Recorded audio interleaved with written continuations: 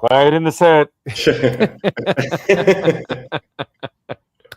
Welcome to the Art of Rising. We're here exploring transformation, leadership, and the consciousness rise of visionaries. We are proud to sit with a very powerful brother, Devan Marotta. I see him as many things. One of them is a spiritual leader, and the way he uses that and the conduit that he uses is music. So, Brother Devan, thank you very much for joining us on the show. Thanks, man. Thank you for that. Of Thank course. you. Yeah, it's a pleasure to be here and an honor. Thank you. Thank you, brother. Let's jump right into it, man. Could you tell us perhaps if you remember the first time that you picked up a guitar and what was your influence? Yeah. I was 5 years old, and I grew up in a musical house. My dad was a music teacher. He taught in elementary schools and helped with like the high school marching band and stuff. So we always had instruments laying around. My dad played piano every morning. Like that's how he'd kind of wake up to him playing some like jazz piano, and guitar was his main instrument. So he actually kind of like tricked me into it. I was 5, and like there's always guitars laying around, and I was strumming one, kind of like playing around with it. And he's like, "Oh, do you want to learn how to play?" And I was like, "Yeah, I'd like to." And he's like, "It's a serious commitment. Like if you say yes, it's every day." Like he tricked me. I didn't really understand the weight and the gravity of what he had in mind for me. So I was like, "Yeah, I'm down for it." And had my first lesson that morning. Was crying my eyes out because it was so challenging for me. Wow. And I realized he wasn't going to let me out once I said I'm in. But very grateful that he made me push through it and keep going. So, that's great. I have kids of my own here in the house, 7 and 9, and I always think about those things like, what am I doing and shaping them in some way? And am I pushing them too hard, or I gotta push them or back up a little bit, or stuff like that. It's such a weird balance, man. I think about that too because I had like a weird relationship. I didn't like it, it was still always work for me, and he always wanted me to practice. Like my friends were outside playing, and that once it got dark, it was like, "Okay, Devan, come inside. You have to practice guitar." And so it always did feel like it alienated me or isolated me, like in the moment. And I did struggle with it, and there was a lot of like tears. It was unpleasant, but man, am I so grateful for all the lessons that it seemed to, including isolation from my, all those things. So I don't know, man, but I get it. I still can't answer that being on this side of it. Right. I often think of Serena Williams, right? The Williams sisters, or Michael Jackson and the Jacksons, or something like that. Right. We think like, oh my God, that's terrible. But I'm sure they're not complaining right now. Trust me. Exactly. It's like we're going to have trauma either way.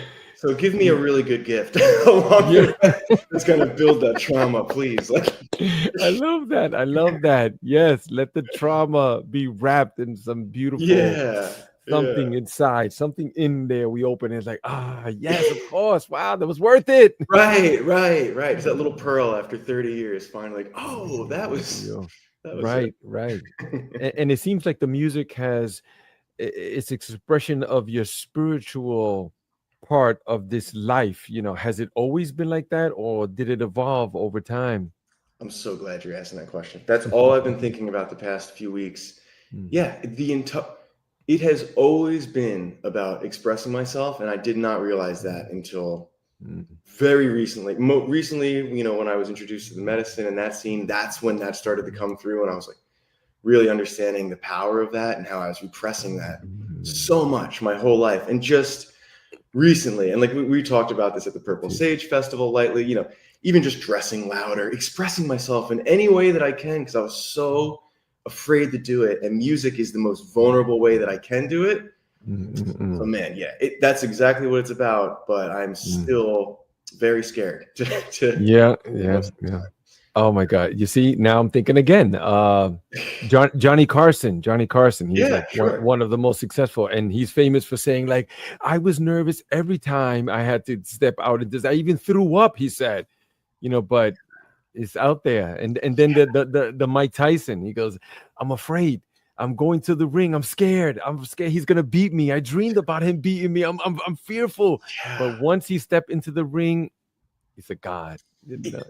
Exactly. And it's like you have to have. How could you possibly have that elated godlike feeling of satisfaction if you don't go through the fire and the fear of, walking through that, you must.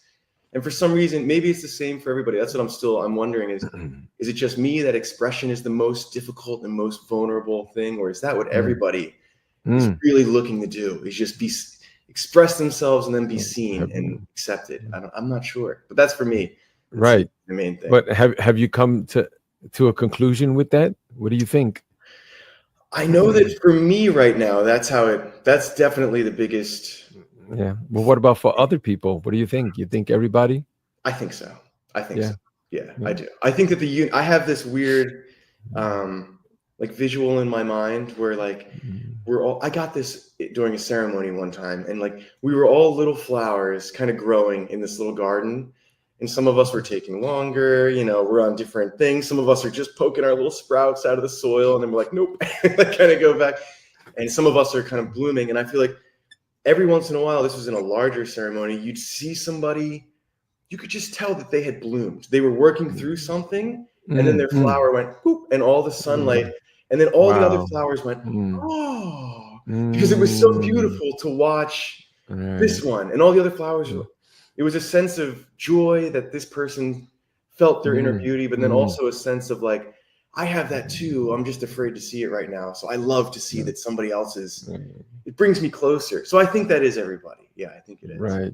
I think so too. When I meet people more and more and speak with them, and they always give this other thing, but then when you start to speak with them a little more, then you're like, I see he's or she's feeling what I feel too. Yeah. That's what I felt about you, actually, and probably why we had such a strong connection. That's cool that you said that. You immediately seem to open the window for me, and I'm doing it right now. It's probably why you're a good podcast host. I'm very comfortable just sharing and being vulnerable. There's like a no judgment zone. More than that, it's an encouragement. It's something that's unspeakable. Like you really can't explain it. It's like a feeling. It's like music, right? Yeah. You know what? I just had the visual. I always have visuals. It's like you're in some sort of a frequency that is challenging, at least for somebody like me to get to. And I think it requires like your discipline and all the things that you've created in your habit, but it keeps you on this frequency level. And because you're there, you can just easily reach down and kind of help pull me. Hey, come up here. Come talk to me up here.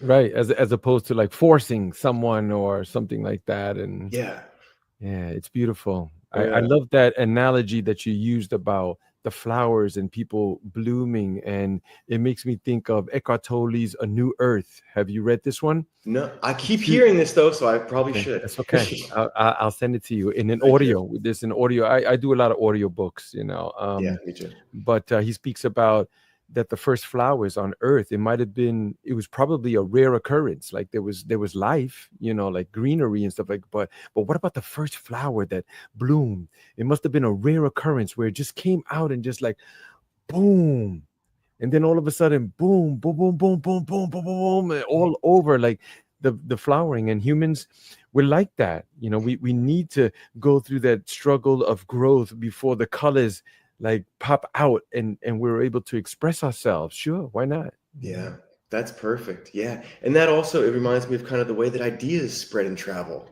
It's similar. Like I just read Rick Rubin's book, The Creative Way, or something about creativity, and he was saying, that it's idea, like the universe decides, it says, okay, it's time for this type of song to come, and it's up to you. If you have a clear enough antenna and you're listening, maybe you're lucky enough to decode that signal and then you can bring it in. But if you're not there, somebody else is going to pick it up. It's like that flower or that idea sprouts, and then once it takes, all the other ones just pop up because it's time for that. Right. Yeah, Rick Rubin, The Creative Art. Yes. Right? Yes. Yeah. The creative art and a way of being. That's the subtitle. So. Yes. That's a great book also. Yeah, I love books, man. But you mentioned the Purple Sage just earlier, and we did have a wonderful festival. I was calling them in the beginning festivals here at my place, and somebody went, "You can't call it a festival if you're like in the backyard, bro." Like, sure you can. I was like, yeah, I know. I was like, okay, it's a gathering. We're gathering. And I was like, all right, now I could call it a festival. Yeah, man. Lots of people, lots of music and stuff, and we ended up staying by the fire and playing music, and we had this whole ceremony, and people went deep, and it was just wonderful. But I remember you playing the guitar, and your playing has that ancestral quality to it. Could you tell me perhaps, who influenced that, or how did it come out to be? That's interesting. That's cool, man. I've never had anybody describe it that way or say it sounds like that. Ancestral. I have an interesting answer for this that I think about a lot. When I think about the way I've always wanted to be a monk, weirdly, as like a kid. Like something about that really appealed to me. And like the act of letting everything else go and it's like, I'm just focusing on this one thing, and I'm so devoted and so dedicated that this is it. And I'm not letting anything else. And it was similar. Like I always read like fantasy books and stuff growing up. And I always thought about like, there was always like that one godlike figure that was in the clouds, but just doing its thing. And it was sentient and it was just only focused on one thing though. But it was the master of that like one thing, like that God. And the same with all the old gods, I guess. So for the longest time, like I was like, how do I want that. I want to do that. And then just one day, like years ago, it was like, that is like the humans have that ability to do that. We just have to you just have to be that and just let go of everything else and just focus on your playing. If you just want to play, then you sit for hours every day and you play and you don't think about anything else. And that's all you do. So I just, for years and years, just for hours every day, just sat and practiced and played and like tried to make it like a really, really devoted. So to me, maybe that's that ancestral feeling just because I'm so it becomes very natural now, and it almost feels like it comes through my hands without, it's right. It makes me think that do you feel that you're playing music or the music is playing you? Most of the time I feel like I'm playing music, but the best and the thing that we're all chasing is when the music's playing me. And that's the other part of I am so in my head, all the time. I'm getting so much better at it, but you're nervous. How does this sound? Is this the right chord? Could I have played a better thing? And then I'm playing the music and I'm performing, and it's not that ancestral, authentic quality. But especially what I found, and this is kind of my work now, is when I'm in a ceremony like we did, that was awesome after the Purple Sage. Then the music can play through me. There's something different in that environment set up by you. The presence that you bring allows me to get my head out of the way. Yes, thank you. And let me tell you, it's the most healing. It's the best feeling in the world to me. Like it's just like that's all I wanted. So I know, bro. It's hard to describe, but yeah. I'm agreeing with you. I know because some of these moments that take place, I feel like, why can't it be like this every day, like all the time? Why can't I just wake up and everything is just? I know. No. It's got to be a balance. It's got to be both somehow. It's got to be both. Yeah, we live in this realm of duality. On, off, up, down, hot, cold. Like always. Yep. Light, dark. Right, and they go like, we wouldn't know what happiness is unless we experience dark times. Exactly. Yeah, we wouldn't know. We would just go. Right. But what helps, man, is like knowing. It's like, well, I have the connection with you. It's like, hey, I'm reassured that, I may be able to do that again sometime soon. It's like, right. Whereas a couple years ago, I had just sat in one ceremony in Peru and I was like, I'll never get back there. How am I going to get this in my life? But there's people like you, like, so cool to meet you. You're like 30 minutes up the road. Amazing, like that we're so close and that there are people out there giving me the space that's like, thank you, man. Right. A quick story. We have a mutual friend, Kamau, powerful brother. And I spoke to him the other day and I said, hey, this guy reached out to me on the internet about, hey, he wants to get involved with what we're doing. And then I found out where he lives, and he lives in 300 Communipore. He went, oh, my man, Devan. I didn't even tell him. No way. I was like, you spoke to him? He was like, no. He was like, I knew it once you said music and get involved and all and 300 community. Dude. Yeah. So it's powerful. But let me ask you this. How about the music that you write? How is your spiritual life, that aspect of it, the deepness of it, how has it influenced your writing of music and putting together things? Yeah, that's another really good question, man. These are all things that I'm like directly thinking about. I was just doing that this morning. It's changed everything, man. It's changed everything. Like, and it's been a scary thing because instead of like I would always, well, it changed. I listened to very specific music growing up, and kind of music where I found a group and like an identity, and they listened to that music. So I listened to that music, and then I learned I wanted to fit in, so I learned how to play that type of music, and I would write specifically that kind of thing. And I think it never resonated really, even like it resonated with me a little bit, but not for long, because it was not authentic. It was me still replicate, which is what you have to do to get to, to learn. You should do that. But lately, man, like I've just been called, like every day I have to start my day off with a little bit of exercise. We got to work together to get me a little bit back on that train. I know you're there, and I got to get there. It's just a matter of time. Don't worry, I got you. Thank you. Of course. A little bit of that to wake the body up, and then, some technical practice, but then just express myself. And it's like, most importantly, don't think about rules. Don't think about how this should go. Don't think about what note it is. Don't think. Just I like sit there and play, and it's like just make noise. Just express yourself. Be silly. It's gonna sound weird. Just do it. Sometimes I'll just make noises with my mouth while I'm going to, or like try to sing, and it just opens up my confidence in exploring. It's almost like being a kid walking again and being okay to fall. Like I fall and stumble all the time, and I hit the wrong note, but I'm not like, oh, like I just get up like a kid does and start walking again, like just shake it off.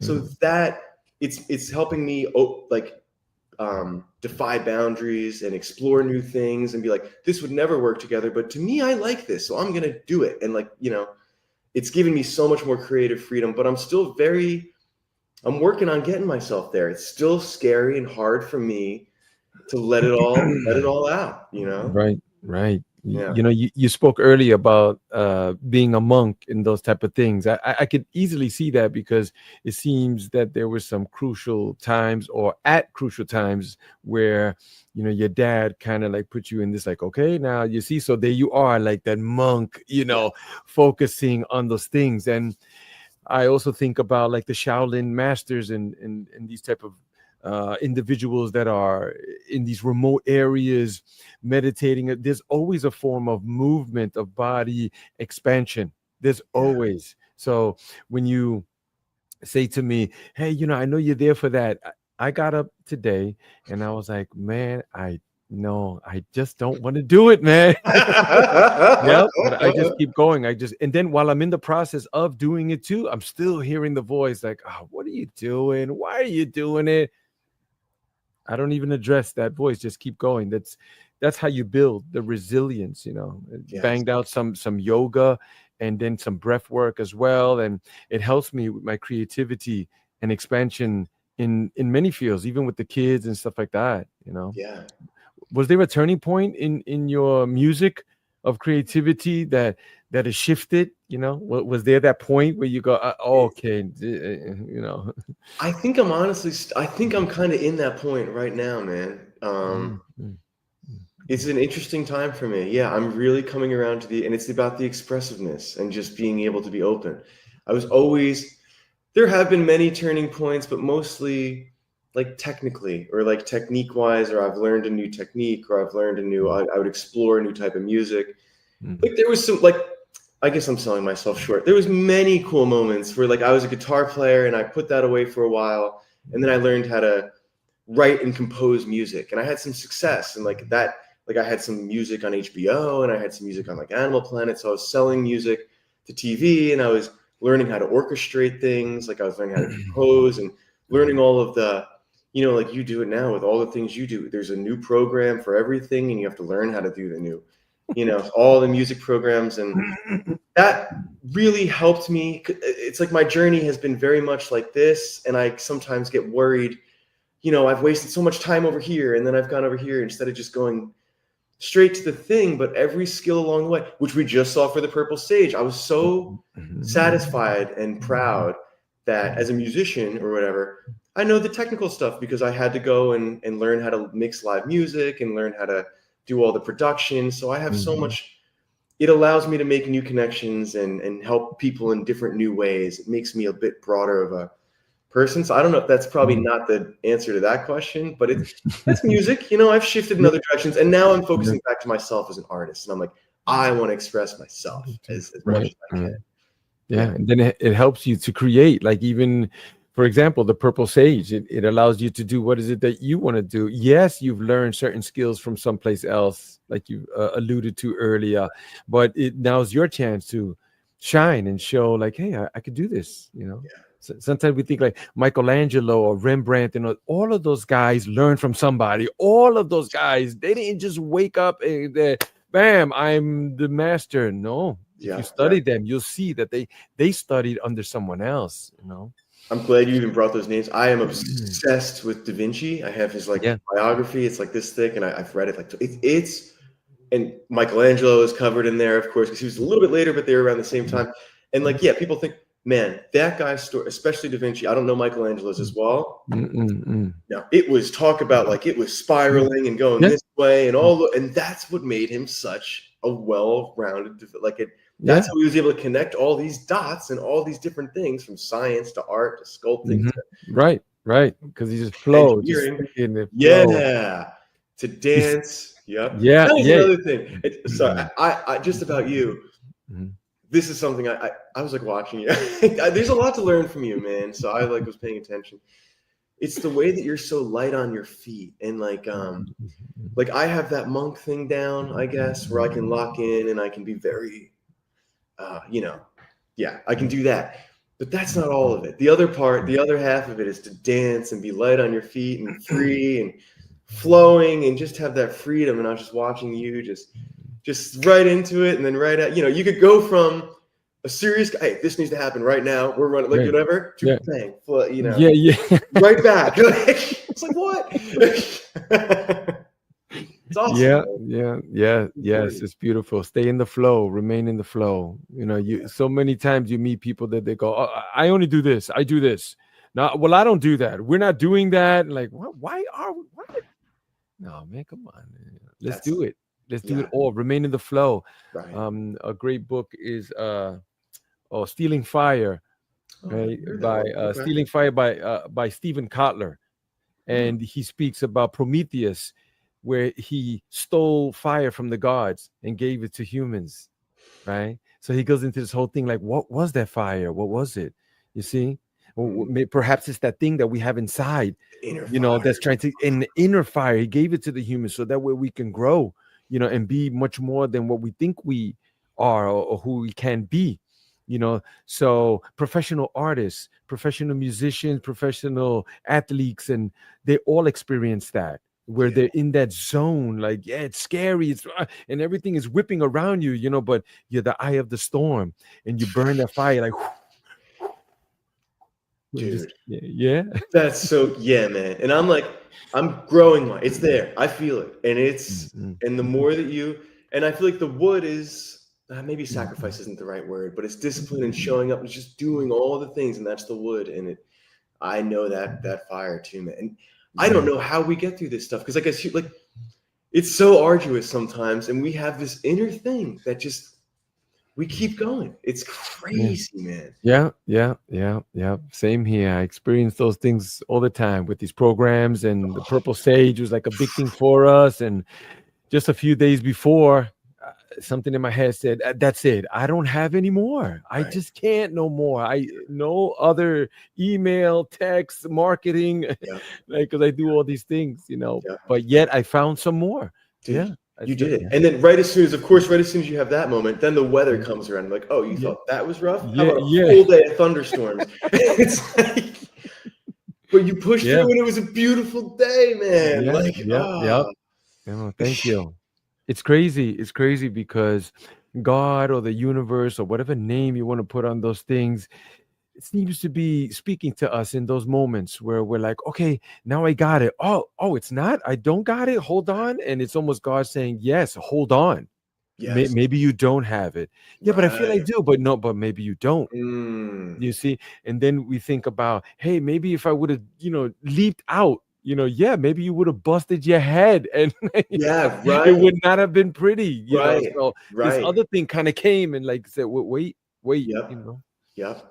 So Yeah, man. that has happened to me with the purple sage. We tried some things in the past before, but something came up, Just Devin. wasn't right. It just wasn't right. Like can't explain it. Like Yeah. it just we kept going. We Yeah. we transformed it into something else because I feel that that's what the universe is telling us to do. Right. Here's this thing. Oh, but I don't want it. But it's here anyway. What you gonna do? What you gonna Exactly. do? What you gonna do with this? Exactly. You know? Dude, it's like a constant thing of it's like we have to learn humility. It's like you have to learn Mhm. to just trust the universe. And I feel like it's such a long journey. And that's the cool part is you have to learn how to accept all the failures, because the only way to get to that level is to fail over, and you're going to continue failing. I feel like that's a thing that maybe actually people do talk about it all the time. You're going to fail all the time, and you just have to not let it bother you. You have to just trust. And then when it does come, you can't have a big ego about it, or you have to be able to hold that. And especially Right. like at the purple sage, like, man, you got to be ready to hold something like that. Like people ask Right. for that all the time, but you're not ready. And you have to go through all of these obstacles and ups and Yeah. downs to be able to Yeah. hold that shit, because it's hard. Nobody knows how hard it is when you're doing that. Right. Yeah. Right. I got a lot of congratulations. Oh, great job. Congratulate. And I'm like, who are they talking to? They Yeah, talking to right. me. I'm Pure like, humility. I'm just in it, man. Yeah. I often think about Kipling's poem where he says to meet success and failure and treat those two imposters just the same. That's awesome, man. No. That's awesome. I hadn't heard Yep. that. That's Yeah. It's a powerful one. That's where we should stay humble. Like, yeah, success. Oh, failure.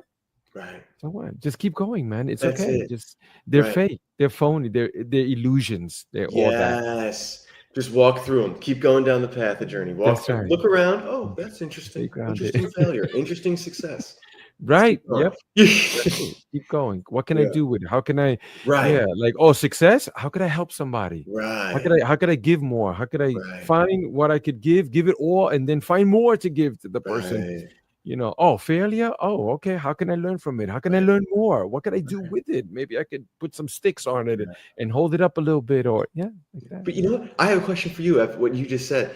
How do you get, like, because to get to that level of humility where people are congratulating you, and it's not, you're not being, you truly were like, really? Me? Like, you're not being fakely humble or whatever, however you say that. Right. Like because you've been doing this for so long too. Like, how do you do all of these things? And then when you do get there, feel detached from it in a way that you don't take that credit, or like, that you're not like, yeah, I did. This is 15 years in the making. Right. You have no idea what I've been through. It's always trying your best to just stay in the present moment. Like, we're here. We're not there. We're not all those things that we did. We're not all those things that we're going to do. No, we're just right here. That's it. And then with my spiritual journey as well, I've come to some realizations that there's a bigger picture going on here, right? So for me, like, take you for instance, I don't feel that we've met each other like by accident. No, I feel that we're meant to know each other and be with each other. And what comes out of that, like I told you by the fire there, that's up to us. That's our responsibility. We could cultivate it, or we could throw it in the trash. It's up to us. God, whatever, gives us free will. So it's just praying, it's just staying in the present moment, seeing the bigger picture, like allowing that. And it's beautiful. It's a beautiful journey. Yeah, I'm super grateful, for everything, for riding a bike or driving a Ferrari, whatever, man. I'm just glad to be on the journey, man. I'm That's cool. I'll take the Ferrari. Let's go. But I'll take the bike too. Yeah, it's okay. It's Bike fine. is awesome. It's fine. It's fine. Yes. Yeah. Yes, exactly. Or I'll walk too, because then I can see everything. Right. That's cool, man. That's cool. How about you? How do you stay grounded and inspired? When life is like pulling you at all of these different areas, especially musically.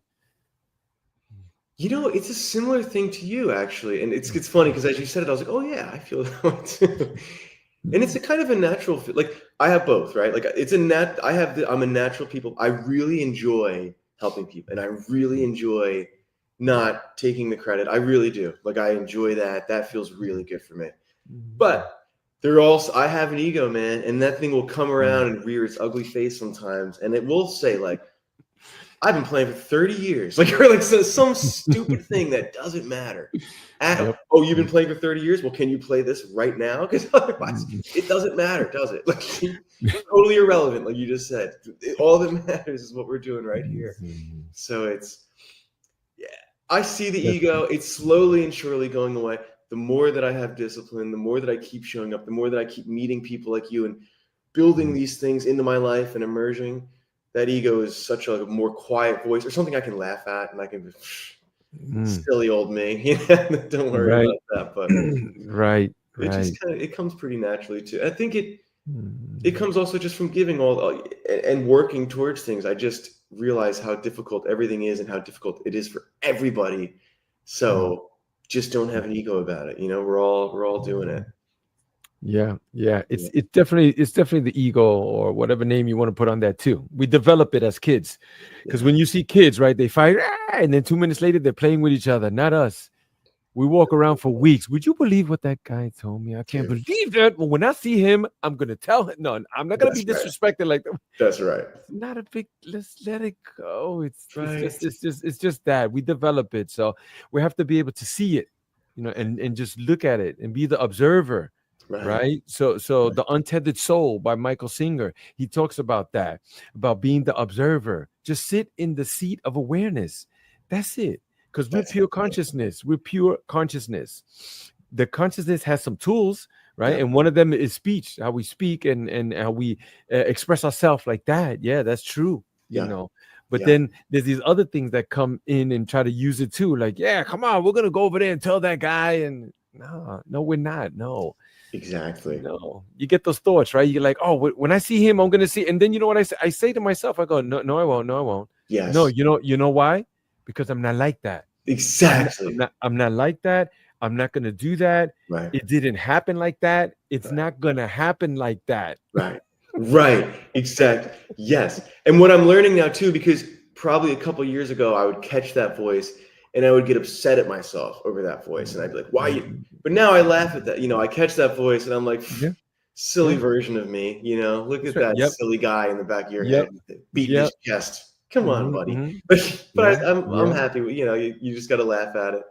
Yeah. That happens to me. I go on these runs early and I'm tired. It's cold and all that. And then I'm out there and the voice is there and everything. And then there's nobody out there now. It's like 4:30 in the morning. I'm with the deers. I see deers out there at the time. Yeah, like, bro. What's this guy doing? It's too early. And then I'm out there, and then here's the thoughts. It starts like snowballing, like little by little by little. Remember that thing that you did, and how you treated those people, and look at you. When you were a kid, oh man, how could you do that? And then I said, oh, wait a minute. I see you. You're obvious. You're obvious, bro. You see it. You're obvious. Come on, I see you. You see you. But the ego's a crazy thing. If we could just say that the ego's the one that's on the other side saying, yeah, come on, man. You're not all that. And then you go, what? I see you. And then right next to you goes, yeah, we see you. How crazy is that? I'm it's like, the trickiest that's you, right? It's so tricky. Yes. It's on both sides. It's the devil and the angel. It's crazy. Very confusing to outthwart the ego, man. Challenging. Meditation, right? Yes. That helps. But then music also. Yeah. And I just recently came across a quote by Maya Angelou, and I'm going to read it. It says, music was my refuge. I could crawl into the space between the notes and curl my back to loneliness. Wow. Yeah. Could you tell us about that? Like those times when you're playing, you're all alone and like okay, life's pressures and things are coming on, but what Yeah. is it that those things that you receive, you Yeah. know? I have. This is interesting because I like the things that comes. I'm like people think on like the outside. I'm like very happy. I'm always smiling and stuff like that. But when I'm really playing something authentically, and I'm writing something, it's the most sad, painful thing. There's something in there that just I have this stuff and it just needs to come out, and I rarely let it out. And when I am in that, just in these moments, I'm like beaten down, right? Like I've got the ego is like gone, like because it can't even. It's been so difficult, and I'll sit down, I'll play, and like I've gotten so much better at this lately. But like crying was difficult for me, like things like that. So I could think of probably on one hand moments where I sat in my room or was quiet in the woods or something by myself with my guitar and just got myself to that point and started crying and like played probably the most simple thing in the world, not impressive technically, but man, like, yeah, I could sit with my loneliness. I could feel all that stuff. And it just felt so good. It almost is like I like coughed it up and now I put it out there and was like, Okay. it's there. Yeah. And then it's there in other people because I'll send it to you after that. I was going to send it to you this morning. I was listening to something and it just hit it got my emotions fired up. Like, you cough it up and you're like, oh, I can't use this anymore, but somebody else can. Like, can you like put it out there? And then they listen to it and it gives them that low. And they're like, oh, I needed to sit with my low. Oh, like, or I needed the little confidence, or I needed, in this case, it was a reminder that you can do it, like, yeah. What is your relationship with silence and music, These are amazing questions. and do you see it sacred? Yes. Is the most sacred for me. Yes. Yeah. Let me think about that. Okay. That's a deep question, man. That's Yeah, a good one. yeah, it's deep. It Yeah. is deep. It is deep. People don't realize some of these things. And, we live in this world, while you're thinking, we live in this Yeah. world where things are just always moving and we're just going and doing and doing. And it's the monotony. And then I'm looking forward to that vacation. I'm looking forward to that vacation. And then what do? We go to an all-inclusive hotel where it's all the booze you could drink and all the food you could stuff in your, and they got all this program with yoga and you don't go to none of that. Yep. Then Exactly. to come back and then let's just do it all again. Exactly. Then you need a vacation from the vacation because you're not like, Where there should be something said about the silence of what is it that you do. I don't yes. know. Draw, paint, walk, Yeah. run, Yeah. breathe. Yes. Muay Thai. I don't know. Dude, I love Muay Thai too. Yeah. Yeah. It's everything, man, on so many levels. Like even outside of, it's probably all of the same. But like this is interesting for me is being in America or in the States or wherever we are. Like silence is not something that enters a conversation very often. We're always trying to fill it with words or because you can feel it as soon as. Like I heard this statistic that every 15 minutes or so is when the topics of the conversation start to die down and come to a lull. And you'll see when you're in a conversation in about 13 to 15 minutes, people run out of things to say. And there's that moment of you sit there and you're like, uh-oh, I don't know what to say. Are they thinking of, and there's this weird insecure moment that we have that when I go away, I like to travel to other places when I'm able to. Like other cultures just sit in that and they don't have this like there's silence coming. Like I can just sit for a long time with them and like a thought will come up and it gives me the space to think about the thought. I'm not just like, whoa, here's my thought. Like think about it. Nah, let me let that one. Like, and it's a beautiful thing to just sit in silence. It is more intimate to me to just be able to share a silence and know that, I'm having some interesting thoughts and maybe this other person is having some interesting thoughts, but we're okay with it. We're okay with these thoughts. If one is worth sharing, we'll share it. It just gives me, so in conversation, amazing. And with interactions with people, I really appreciate it. And then this past year, like since I started spiritual guitar, I was always a social guy. And like a lot of it, I'm good at talking. It comes naturally. I enjoy it. And I like to people please. So my friends would always, hey, come out. I'm in downtown Jersey City. I never had any moments of silence. And this past year, I was like, I wanted to enter that sage disciple mode. I was like, I'm not hanging out with anybody. I'm sitting in my room playing guitar or being silent, and that's it. And like, at first, very weird and uncomfortable, but man, the thoughts that start coming up in that silence and the ideas, and sometimes it's a week of space that I need of not thinking of anything else, just giving it, and then an idea comes, or then something cool comes, and I'm like, wow, you just need to give yourself that space and that silence. And a lot of it relates to music too. I think it's the light and dark, silence, music, it's all in order to have the really good music, you want to focus on the distance between those notes and the silence. You can bring. Yeah, Very definitely. deep, many things. Yeah, many things. But when I did hear you play, wow, it was just incredible. And the thing about music, when someone is performing, usually people are what? They're quiet, they're silent, right? You see, because they're taking in that, unless somebody talks, then I'm like, yo, could you shut the Yeah, exactly. I'm like, I'm listening to this music. I'm in it, bro. You're pulling me out. Yeah.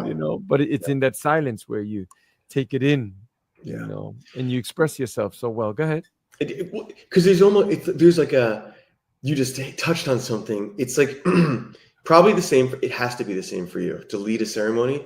You have to have this inner silence and resilience around the silence, because people are getting sick, or people are going through it, or people are doing silly things, or not, and you can't, same as me, like, you can't let it interrupt that. I cannot let that get into what I'm doing, because you're putting out the space, and you're putting out this needs to be sacred silence and you need to be able to hold that for the people that need it, especially the ones that are probably feeling ill, or that while they're going through it. And that is a challenging thing, man, to not let that stuff penetrate your thing, your aura, whatever you're doing in that moment. It's crazy. It is crazy, but it's beautiful too, to tread in that, that water, like it's a learning thing. Someone told me in the past that if you want to learn to lead people in these sort of settings, you need to like be silent, be in it, and then like get up, even though you're in that thing, you need to get up and address some of those things, even though your consciousness is somewhere else. And so I try to practice that. And when you did play around the fire, I remember as I was leading some of those things, to tell people like to because it's just like that. You're the guy leading it, and can't just let everybody do whatever they want. It's a free expression, but we're doing some things here. Let's do this here, Right. Yeah, and then we talked all night. Yeah. Yeah, I know. But this is the interesting thing about setting those containers, because this is so new to me. I'm just like the musician entering these spaces where it is, you want freedom of expression, but it also, there needs to be guidelines and borders and stuff in place. And you have to walk that balance with people where you let them go through it. But it would be chaos if it wouldn't work if you just let everything go. Exactly. Yeah. It's like, come here, be yourself, do what you want. But you're not gonna do a few lines of coke in the corner or heroin. Like, no, that's not gonna. No, we're not gonna allow that. So, what do you hope that people get when they listen to your music? What do you hope that they walk away with whenever you put a piece together? That's another really good one, man. I was thinking about this past week too. I hope that people have the courage to see their inner self, and like whatever it is. I just hope that it opens up some little channel or passageway, because this happened to me. Like when I was when I first was in Peru, I was doing a breathwork exercise, and this is my teacher now. This guy was in the space playing guitar and playing music, and like, you do breathwork, and this was like one of the most psychedelic experiences I've had with just breathing, where he opened up some little inner portal, man, and I saw like the poor child version of myself that I had neglected. He was sitting there so isolated, and he just wanted love, and I was like, oh my God, what have I done to this poor thing? And like coaxed him out of his tunnel. I hope that I can provide a passage in that people can see something, whatever it is that they have, where they can just just like in that moment that I was able to see that version of myself, and because somebody was just playing purely. And I don't know I still don't know how to do that with the music. Maybe I am getting to that level. Maybe I'm able to do it sometimes, like in the space that we played where it seems to resonate with people. But yeah, I just hope that it allows people to see it and then have the courage to start going down the path where they can express that version of themselves. And because I'm doing it, and man, I'm struggling through it. Like, it's a hard thing. So I hope that they can see my courage too, because I am terrified every step of the way. Yeah. It's great. That's amazing, brother. And I do receive lots of those things with your music in particular. Thank you so much for providing Thank you. that to the world, bro, because the world would be less without it, you know. Friedrich Nietzsche, he said, without music, life would be a mistake. You know? Yeah. Yeah. And I feel so. Like, just imagine a world without music. No, man. No. Like, this has to be some rhythm. It really is, man. It's like this universal harmony. Yeah, rhythm. Oh my God, I wasn't even thinking about rhythm. Yeah. For the whole nother podcast. Yeah, man. Yeah. So much. Mm-hmm. Yep. Yeah. The rhythm. Everything is vibration. We'll get into it a bit right here. Look, everything is at a frequency of vibration. Scientists, they're proving that. What the ancients were already saying, that everything around you is moving at a different vibration. That's why we don't fall through the chair, is because it's vibrating at a different frequency. Exactly. So when it comes to music, you know, it's that vibrational frequency that touches us somewhere where nothing can touch us in that. No. You know, music. It's the music, and then it's universal. Go ahead. I'm sorry. Well, you just maybe I was thinking, like, where is it? We don't know, man. Like, I have this book, but like, maybe I have it right in front of me. No, so this is your brain on music, and the guy he's like this Stanford professor, and he does, and there are certain parts of your brain, but there's more than that. There's more than that in our body that we're receiving the rhythm and the music and it's like, it just seems like this universal thing that just hits us, and the frequencies somehow speak to us and remove our cells in such a way that we can feel something. I don't know, man. Yeah. It is everything. It's awesome. Yeah. This is your brain on music, the science of a human obsession. Daniel Levitin. Right. Yeah. It's music is just something. It's as you already know, there are some powers that use it against humans too, right? About the frequency, about the 440 hertz and other. Bob Marley, I believe he used the 440. They said that's one of the reasons why his music was such appealing to many people. Oh. Interesting. I think it was 440. And that's interesting too. We just decided that this was going to be the frequency of tuning that we're going to use. And like you said, I think we're a little off. Like, people have said that that's actually not, I can't remember. It's like I can't remember but they say that one actually causes a little bit of tension, and that there's a more relaxing frequency. There's a lot of people that make music in this more relaxing frequency, a little bit lower. I think Yeah, but that's a great one to investigate. If anybody is interested in the music and the frequency that's hitting people these days, it's I usually don't listen to the radio, but I usually don't listen to music, like any popular music. Yeah, I mean, we live in a mass media society, so you don't even have to watch the news or nothing. It's all over, bro. You'll hear the music when you're buying groceries in the store. Yeah, exactly. Like, I don't have to look for it, right? Or anything of that nature. Yeah, So you tell me, you're teaching also music. Yeah. Tell us a little bit about that. Yeah. I teach in a variety of ways. The main focus right now it's spiritual guitar, and it's like an online video. I do online videos, and they're on either YouTube or Patreon. And the idea is, when I've gone out and I experienced these like ceremonies and medicine circles, there's specific types of music. A lot of it's kind of from ancient times, or it's just different cultures put together, but it has this similar quality to me, and it's different than anything I've ever heard. And for me, it's what opened up this whole thing 5 years ago and started this journey. So, but it's challenging to learn that music. There's not a lot of people sharing it. Like most of the time, like you have to be in that circle in person. Where I'm really lucky that I asked one of the people in those circles to be my guitar teacher. So he walks that life and he funnels a lot of this stuff through me. I try to get into that life as often as I can, but I am still pretty rooted in New York City and in modern society or whatever. So I am attempting to bridge the gap. I want to bring this type of music to guitar players, because people like me, I was a classical guitar player. I wasn't connecting with the music in the way that I wanted to. It wasn't satisfying. But when I learn this music and I play this music, it opens that up in me. So I want to bring this music to people.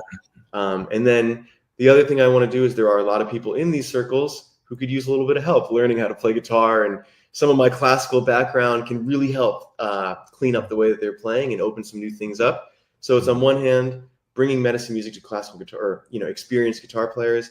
On the other hand, I have these very in-depth video lessons where I go in the technique and I describe the theory and I talk about, like, instead of just strumming it, there's some different ways that we can do this, and let's understand how to play it.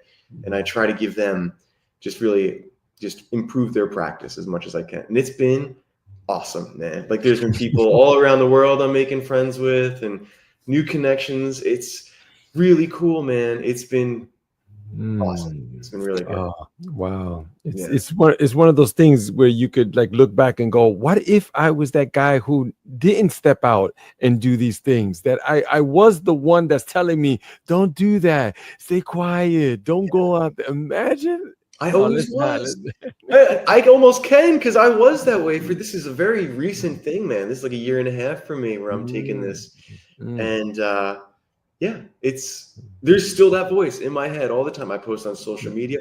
I saw recently somebody on social media said, doing this, because I always judged social media and I always was like, I'm not that guy, But social media is like shadow work. Like, you're putting yourself out there, you're pushing new boundaries, you're uncomfortable, being vulnerable. I'm facing my shadow a lot this past year and a half, and a lot of it is those voices. You don't have to do this. Just stay in your room, just do your thing. And I'm like, no, I gotta get out there. I must. I have no choice anymore. Right? That's it. I love that. I love that. I have no choice, because similar with me too. I often express myself saying I'm too far in it now. I'm just too far. Yeah. I can't go back. I can't. I'm not gonna go back. So that voice is always gonna be there. Then okay, that's all right. You're gonna be there. Good. Yeah, all right, exactly. Together. I'm not alone. Yeah, right. My new buddy. Thanks. Let's go. Yeah. Yep. Awesome, dude. Yep. He's telling me all the way we shouldn't go. Yeah, but we're going though. But we are here. Like, I shouldn't do it, but I am doing it. Exactly. It's that constant feel. That's exactly. It's always just like, I have no idea how. I'm floating through space somehow, and it's just like, it almost feels like I always feel like I'm this like ephemeral cloud or something. I'm not sure it's very chaotic. I don't know which way is up, which way is down most of the time, but the obsession is there. And somehow I see this little light and I'm like, oh, let me go that way. And then the steps start appearing and I'm like, oh, okay, solid ground. And then I'm back into the chaos and I'm like, oh my God. But then sure enough, I find you just keep walking. Yeah. Crazy. It's crazy and beautiful at the same time, I think often about my journey as well, where I've come from, that helps, you just look back and say, wow, man, I've come from that. Like I was homeless at one time. I was, I know. I've heard you say that I haven't asked you any of the details about that yet. I will at some point. What a crazy story. It was crazy. Wow.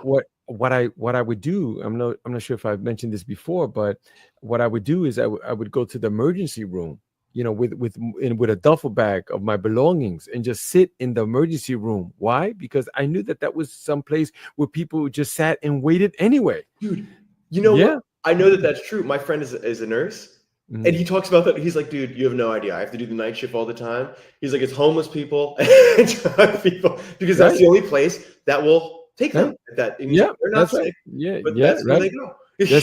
That's it. I would just try to catch some snoozes for a couple, and then I was couch surfing, and it was tough. I was chemically dependent and those type of things, and I let some of those things, those events that were painful, and they penetrated deeply, and they were stuck, and I was just like fueling them with alcohol and other things, Yeah.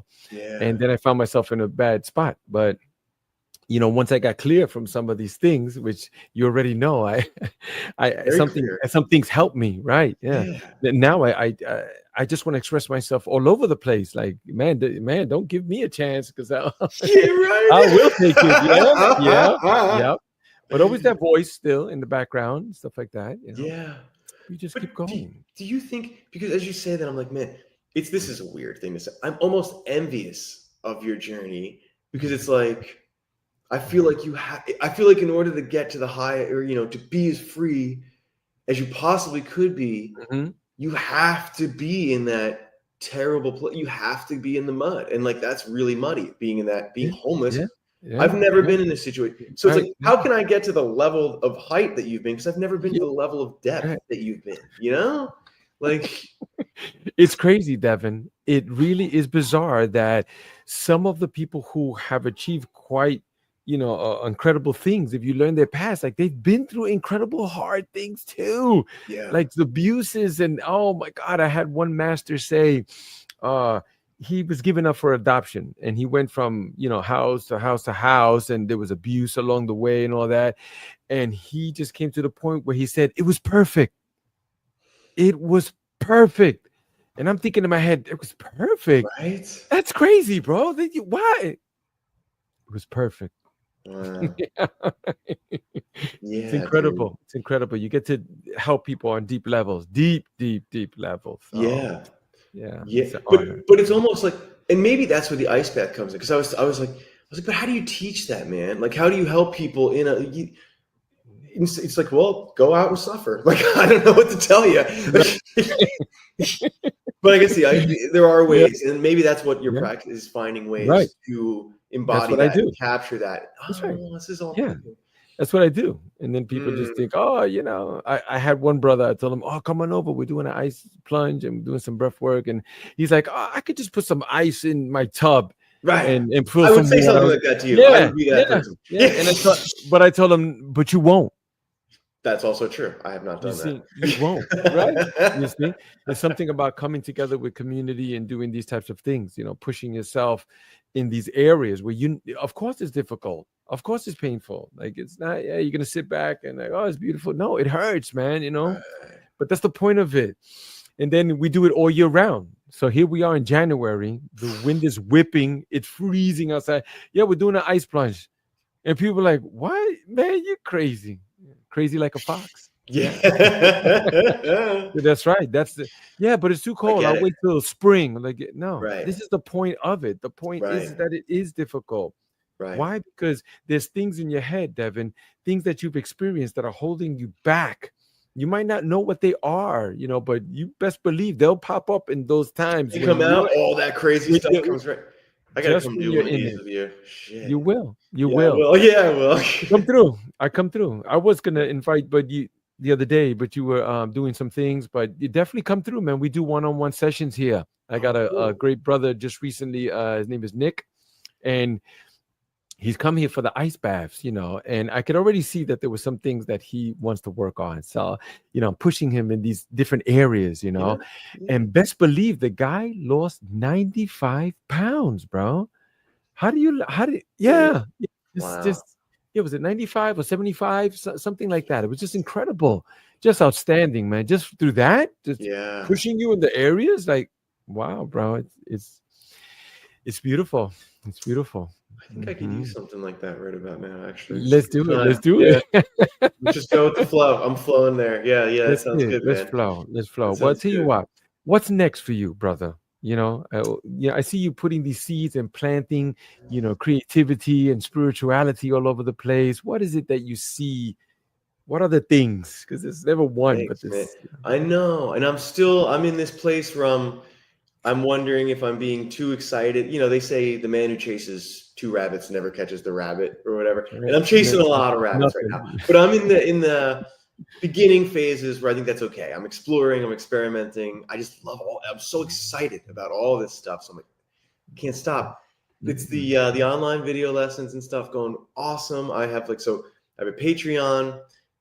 You can find me Spiritual Guitar on Patreon, and you